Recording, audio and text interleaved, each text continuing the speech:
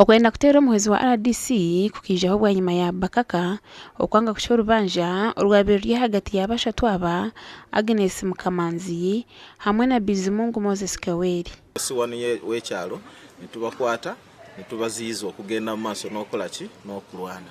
So ndowooza ekyo kyabanyiiza nnyo ne bavaayo ate ne bajja obusungu wali bwonna ne babuleeta kwani kunze ne bagezaako okwagala okunkuba era omukubo yaleeta oluyi ankube n'endu dojinga.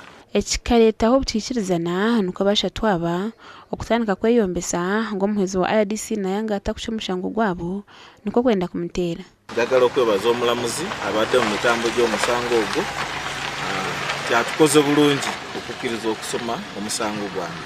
Kino ekintu si kintu kirungi kubanga ffenna tuteekeddwa okuwa ekitiibwa offices z'abantu.